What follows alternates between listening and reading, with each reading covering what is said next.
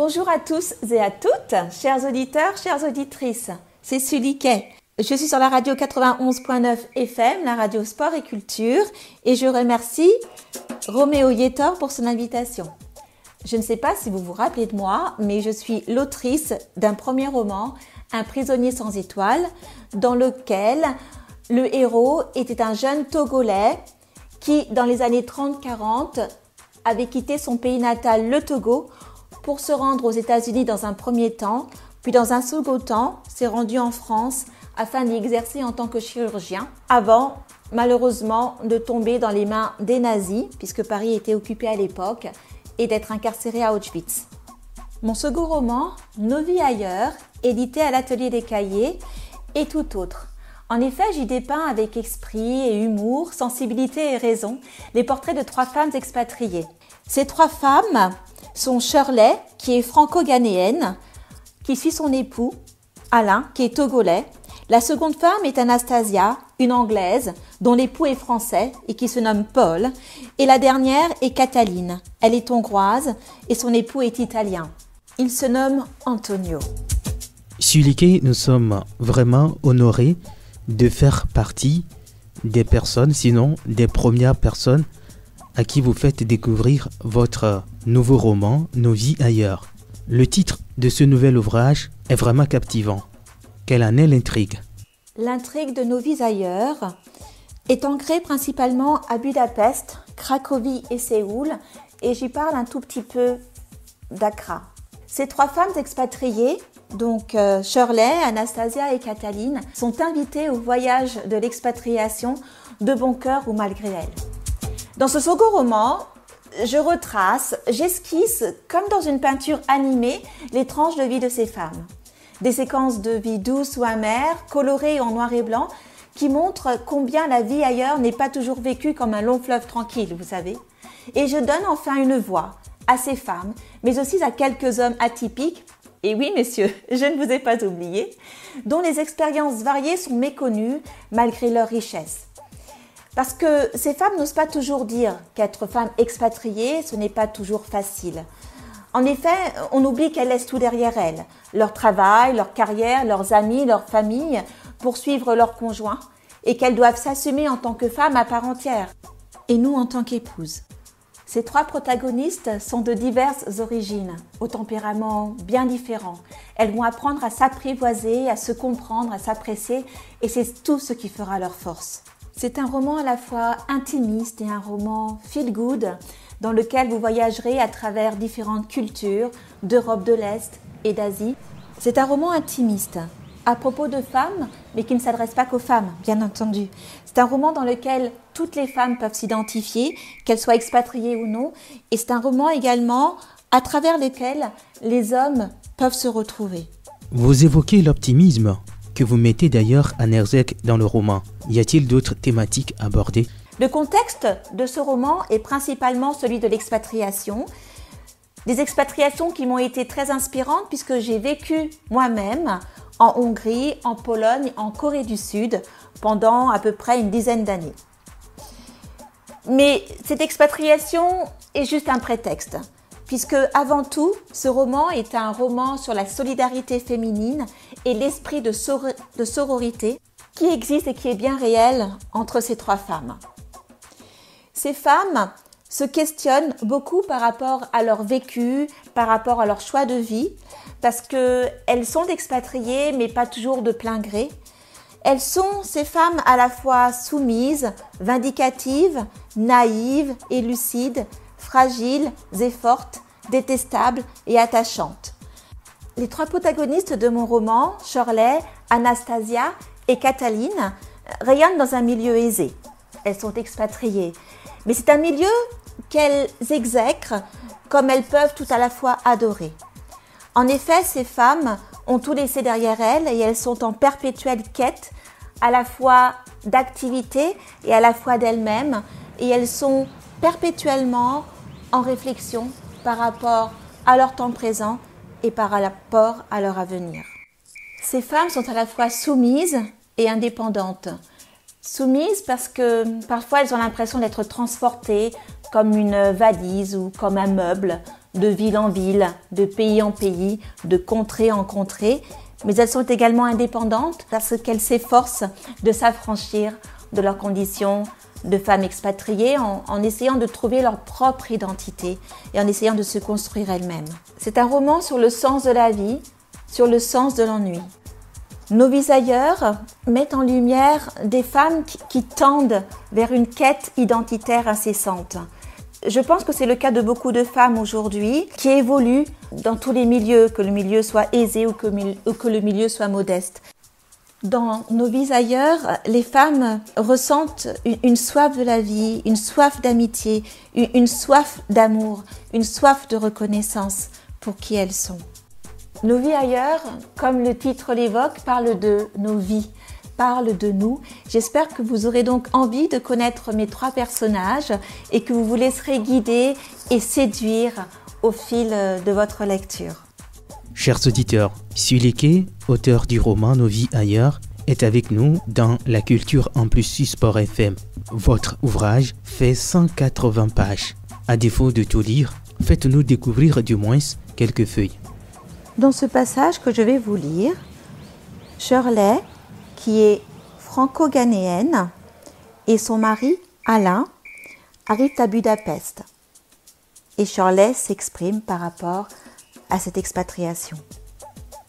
L'excitation d'un nouveau poste et de nouvelles fonctions, la perspective de nouveaux défis constituent de bons moteurs pour cette nouvelle tranche de vie. Ici, comme dans les autres villes, ils ont, tous les deux, envie de se surpasser.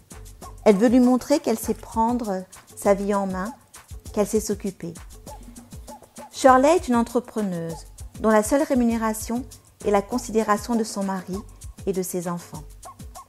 Encore une première fois, s'enthousiasme-t-elle, ou plutôt des premières fois, car toute nouvelle vie procure à Shirley un sentiment unique et pourtant répétitif.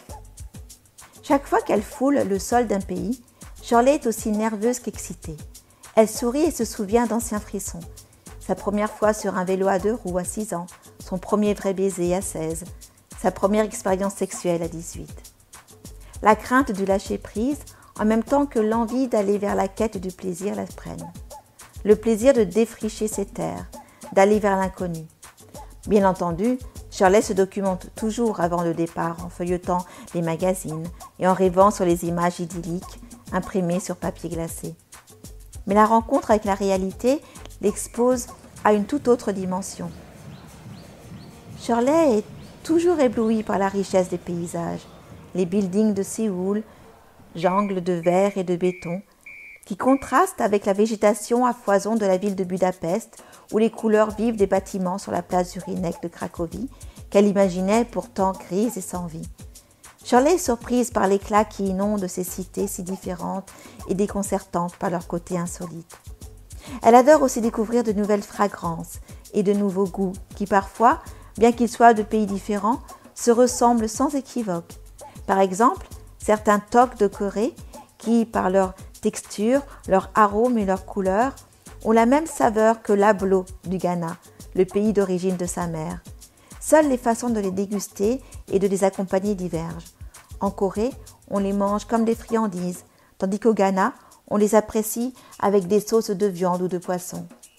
Shirley adore vivre ces expériences culinaires qui ravivent ses papilles et qui lui rappellent que le monde est tout petit. Les premières fois sont en général comme une entrée dans le jardin des découvertes. Shirley, émerveillée, en est à la fois bouleversée. Lorsqu'elle marche sur le tarmac d'un aéroport, elle s'imprègne de cette odeur si unique des pistes d'atterrissage.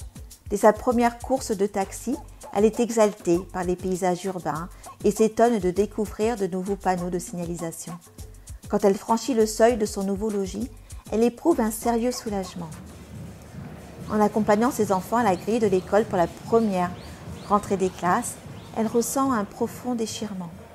En balbutiant ses premiers mots dans la langue de son pays d'accueil, elle articule avec plaisir les nouveaux sons. Ces premières fois déclenchent aussi des questionnements en elle. Comment dois-je me positionner ? Comment adresser la parole aux mamans à la sortie de l'école ?